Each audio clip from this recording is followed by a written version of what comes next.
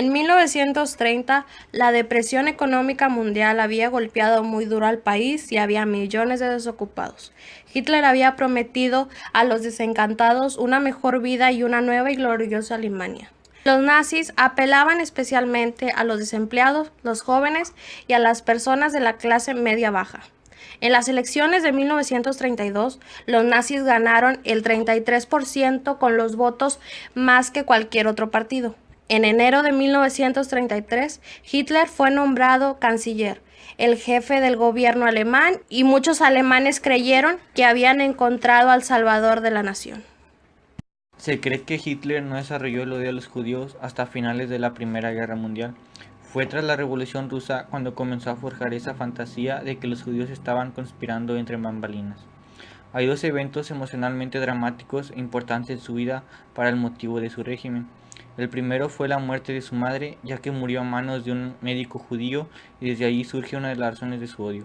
El segundo fue la Primera Guerra Mundial, ya que la derrota de Alemania había sido muy trágica y su economía se había decaído mucho, y el intento de sostenerla para su pronta restauración durante su gobierno. A lo largo del tiempo se han ido desarrollando más hipótesis referente al odio de Hitler. Una de ellas era cuando él era maletero, los judíos lo humillaban, y otra más era la pérdida de uno de sus testículos. Hitler y los nazis hicieron responsables a los judíos de sucesos importantes como la derrota de Alemania en la Primera Guerra Mundial y la crisis económica, mientras que los judíos no tenían ninguna culpa de ello. Al culpar a los judíos por todo ese malestar, Hitler los convirtió en la imagen del enemigo. Los judíos eran los responsables del problema de Alemania, según Hitler. Y es aquí donde comienza el Holocausto, la persecución y el asesinato sistemático, burocráticamente organizado y auspiciado por el Estado de 6 millones de judíos por parte del régimen nazi y sus colaboradores. Los nazis, que llegaron al poder en Alemania en 1933, creían que los alemanes eran una raza superior y que los judíos, considerados inferiores, eran una amenaza extranjera para la llamada comunidad racial alemana. Durante la era del Holocausto, las autoridades alemanas persiguieron a otros grupos debido a su percibida inferioridad racial. Los gitanos, los discapacitados, los polacos, rusos y entre otros. Otros grupos fueron perseguidos por motivos políticos, ideológicos y de comportamiento, entre ellos los comunistas, los socialistas, los testigos de Jehová y los homosexuales. Hubo tres principales oleadas antijudías. La primera ocurre el 1 de abril de 1933, que se encargó en que los comercios judíos fueron rodeados por los miembros de la SA, que era la policía secreta de Hitler, para impedir la entrada de clientes. 2 años después condujeron, con la aprobación de Hitler, a la sanción de normas decididamente discriminatorias de los judíos alemanes. La segunda comenzó en la primavera de 1983, que querían excluir a los judíos de la vida cotidiana y se crea la Noche de los Cristales Rotos. Cuando pasa esto, se crea un alto índice de violencia y a los judíos se les obligaba a pagar una multa de expiación. La tercera ocurre en septiembre de 1935, que se basa en que Hitler anuncia la sanción de ley para la protección de la sangre alemana y la ley de la ciudadanía del Reich. Prohibió las relaciones sexuales entre judíos y no judíos e incluyó dos prohibiciones adicionales. Los judíos no podían izar bandera nacional y tampoco podían contratar a no judíos como personal doméstico. Mientras todo esto transcurría, se crearon los campos de concentración. Es un centro de detención o confinamiento donde se encierra a las personas por su pertenencia a un colectivo genérico en un lugar por sus actos individuales sin juicio previo y sin garantías jurisdiccionales.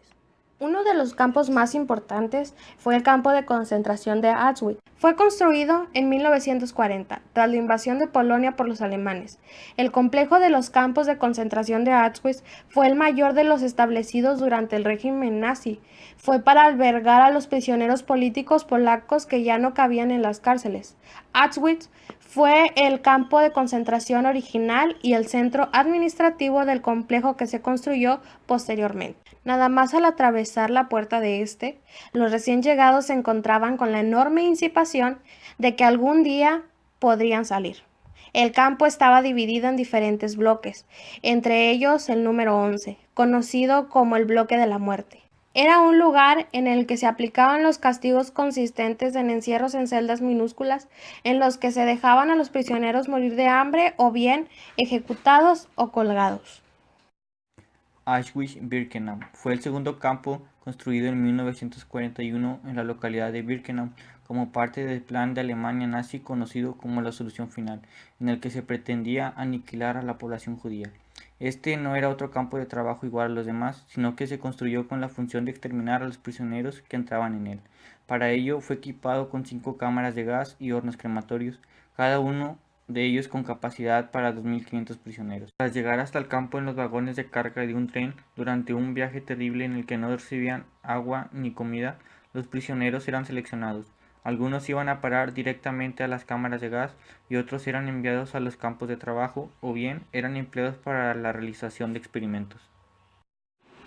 Por otro lado, los nazis también crearon algo llamado los guetos, los cuales eran distritos urbanos en los cuales los alemanes forzaban a la población judía a vivir en condiciones miserables.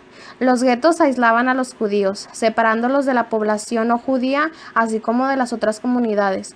Los nazis crearon más de 400 guetos. Los guetos solo existieron durante muy poco tiempo, pero mientras su existencia estaba, se consideraban como una medida previsora para controlar y segregar a los judíos. Liberación de los campos de concentración.